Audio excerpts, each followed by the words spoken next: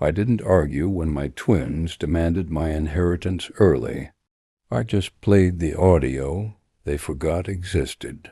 Name's Harry, 72 years old, retired mechanic, and apparently the only man in this family who still believes family comes before fortune. My twins, Evan and Emily, didn't get that memo. They grew up in the same little Michigan town I did, but these days you'd think they were allergic to humility. Fancy jobs, shiny cars, and egos big enough to block the sun.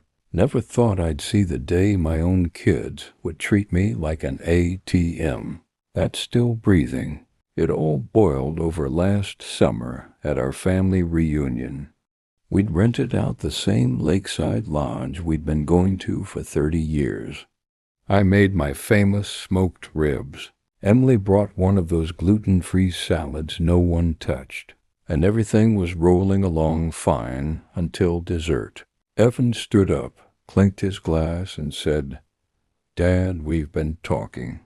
It's time we had a serious discussion about your will." You could have heard a mosquito sneeze. My sister tried to cut the tension. My nieces looked down at their plates, but Evan kept on going. "You're not getting any younger, Dad.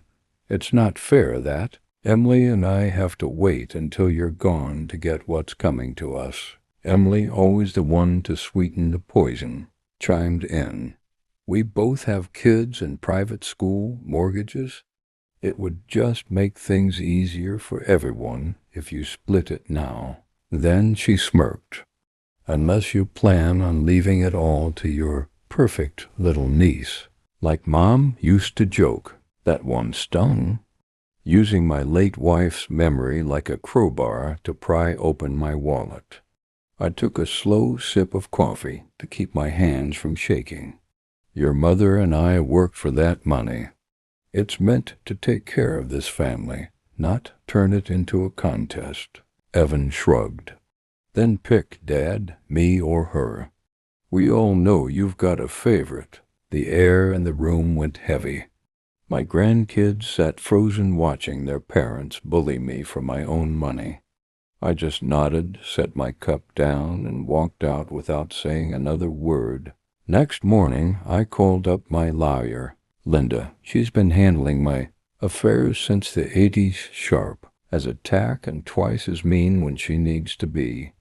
I told her what happened, and she said, "Harry, you still got that audio memo you recorded last year?" Oh, I remembered it. After my heart scare, I'd recorded a voice message, my personal version of a will.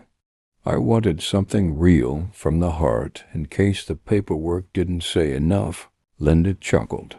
"You never finalized that addendum, but the recording's time-stamped and witnessed. It'll hold up if you want it to." And just like that, a light bulb went off in my old head. If they wanted a show about inheritance, fine. I'd give them a premiere they wouldn't forget. A few weeks later, I invited the whole clan over for Labor Day weekend. Everyone came, Evan and Emily included, flashing brand new matching Rolexes. Guess they figured they were already rich. Dinner went smooth. Ribs, corn, laughter. Then I brought out a little portable speaker and set it on the table. Before dessert, I said, "I'd like y'all to listen to something." Evan rolled his eyes. "Dad, not one of your nostalgia spiels again." I smiled. "Not a spiel. A message from me to you." And I pressed play. My voice came through the speaker, steady and clear. "If you're hearing this, it means I've had to make a hard decision. Evan, Emily, you are my children, and I love you both. But I can't ignore the way greed has crept into our family. I always believed love, not money, was what tied us together." The whole room went dead silent. You could feel the color drain out of my kids' faces. The recording continued, So here's what I've decided.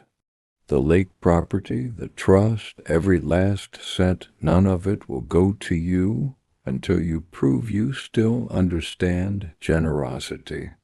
The cousin you mock, Hannah, has shown more heart than both of you combined. If you can't match that spirit, the assets will stay under her management for the benefit of your children, not you. Evan jumped up. You can't do that.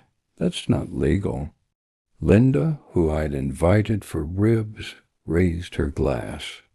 Actually, Mr. Jacobs's recording is legally sound and properly witnessed. It stands until amended. Which, for the record, it hasn't been. Emily's face turned redder than my smoker's coals. So you're giving everything to our cousin? I met her eyes. No, Emily, I'm giving your kids a chance to grow up with better examples than the ones they've had lately. My sister was hiding her grin behind a napkin.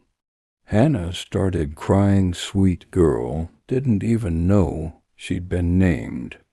Evan muttered something about lawyers and stormed out. Emily followed, slamming the door so hard the screen popped loose. Next morning, Linda called me laughing. They both tried to challenge it. But unless they can prove you're mentally unfit, they don't have a leg to stand on. And since you just hosted a flawless BBQ for 30 witnesses, I chuckled. Guess that means they'll drop it. And they did. A week later, I got a text from Emily that said, "Dad, we went too far. Can we talk?" I didn't rub it in. Invited them over for coffee instead. They came quiet, humbled, not a Rolex in sight. We talked about legacy, respect, and the difference between earning something and expecting it. I told them, if you ever want back in that trust, show me. Volunteer. Help someone. Be the kind of people your mother would have been proud of. That was 6 months ago. Evan's coaching Little League now.